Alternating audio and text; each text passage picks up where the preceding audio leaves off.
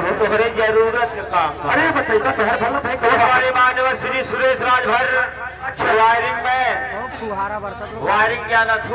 अरे जानी ला हो। जो धर्म लड़की वायरिंग होत है ओकर बहुत बड़ा कलाकार है वो। अच्छा अच्छा अगर जरूरत हो संपर्क करिए हो। उनकी तरफ से 21 रुपए का दान है।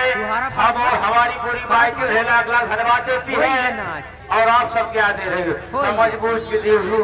अच्छा लाइन मैन है खतरा घंटी से नहीं है। अरे ठीक है उनसे नमस्ते का तुम भी नहीं क्या बम्बई में बड़ा राजा